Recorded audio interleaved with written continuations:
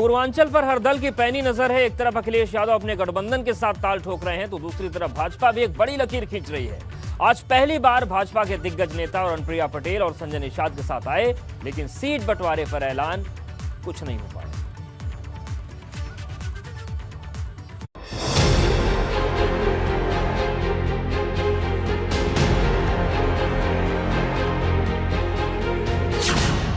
Formula तय, ऐलान बाकी, सीट बंटवारे पर सस्पेंस जारी। भाजपा ने ताकत दिखाई, सीट शेयरिंग की बात नहीं बताई। यूपी के चुनावी रण में भाजपा संजय निषाद की निषाद पार्टी और अनुप्रिया पटेल की अपना दल को लेकर चुनाव लड़ने जा रही है। सभी 403 सीटों पर एनडीए चुनाव लड़ेगी। ये बात भाजपा ने 300 पार का नारा देते हुए साफ कर दी है। यह विधानसभा के 2022 के चुनाव 2022 में हम एक साथ उतर रहे हैं।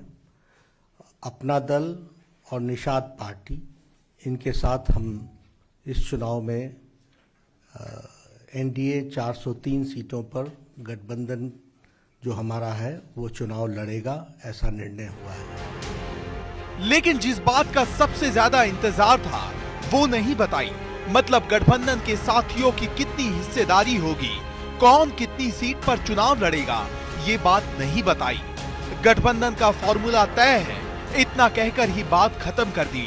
जबकि प्रेस कॉन्फ्रेंस से पहले भाजपा की अपने गठबंधन के साथियों के साथ लंबी चौड़ी बैठक हुई थी, जिसमें केंद्रीय गृह मंत्री अमित शाह, भाजपा के राष्ट्रीय अध्यक्ष जेपी नड्डा, यूपी के सीएम योगी आदित्यनाथ, प्रदेश अध्यक्ष स्वतंत्र देव सिंह के साथ अपना दल की अनुप्रिया पटेल और संजय निषाद मौजूद थे।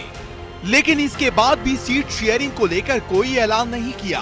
हालांकि भाजपा के दोनों गठबंधन के साथी दलों ने अपनी अपनी बात रखी।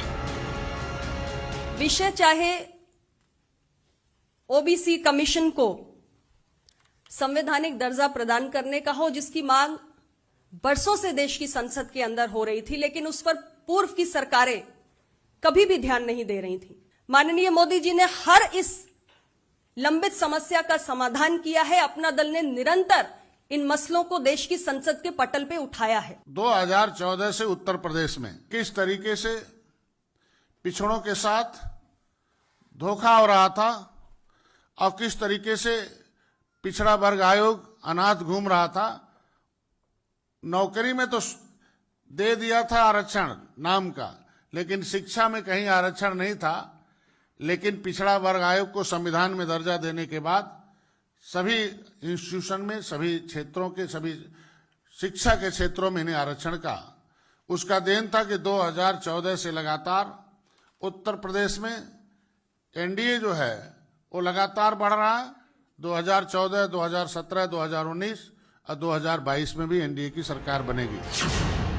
जानकारों की माने तो सीट शेयरिंग को लेकर ऐलान न करने के पीछे वो 6 सीटें हैं जिनको लेकर पेच फंसा हुआ है, जिस पर भाजपा और उसके साथी दोनों अपनी दावेदारी कर रहे हैं। वैसे 15 सीटों पर चुनाव लड़ने की दावेदारी संजय निषाद लगातार कर रहे हैं। हमारे साथ बातचीत के लिए मौजूद है निषाद पार्टी के राष्ट्रीय अध्यक्ष डॉक्टर संजय निषाद। इन्होंने आज बीजेपी के आला कमान से मुलाकात करके सीटों को फाइनल किया है। सर, कितनी सीटें मिल रही? प्रेस कॉन्फ्रेंस तो कर दी गई, लेकिन सीट नहीं बताई गई। आपने 18 सीट का पहले दावा किया था। उन्होंने कहा कि सीटें लगभग तय हुई, समय समय पर सब पता चलेगा। आपने देखा, अब मैं आज ही बताता हूँ, जब भी भारतीय जनता पार्टी की लिस्ट निकलेगी उस समय गठबंधन दल निषाद पार्टी की भी लिस्ट निकलेगी। और जहाँ जहाँ मेरे कार्यकर्ता तैयारी कर रहे हैं, जीत सुनिश्चित किए हैं, वो सारी सीटें उन्हें मिल चुकी है। इसलिए ये अनौपचारिक घोषणा की है। सीटें आप नहीं बता रहे हैं, ये बताइए पूर्वांचल में लड़ेंगे कि पूरे यूपी में लड़ेंगे, और कब तक आप अपनी लिस्ट जारी कर देंगे? नहीं, पश्चिमांचल जो पहले और सेकंड फेज में उसमें हमारी पार्टी नहीं लड़ रही, सहयोग कर रही है। ठीक इसी तरह अनुप्रिया पटेल पहले के मुकाबले ज्यादा सीटें मांग रही हैं। 2017 में 11 सीटों पर चुनाव लड़ा था, जिनमें से 9 सीटों पर जीत दर्ज की थी। अब अनुप्रिया पटेल अपने स्ट्राइक रेट का हवाला दे रही है। वैसे अब तक भाजपा 107 सीटों पर अपने उम्मीदवारों का ऐलान कर चुकी है। वहीं यूपी फतह करने के लिए भाजपा ने 30 स्टार प्रचारकों की लिस्ट जारी की है, जिसमें पहले नंबर पर प्रधानमंत्री नरेंद्र मोदी और 8वें नंबर पर सीएम योगी का नाम है और ब्राह्मण चेहरे के तौर पर सिर्फ दिनेश शर्मा का नाम है। लेकिन सवाल गठबंधन के बंटवारे का है, जो कब सुलझता है ये देखना होगा।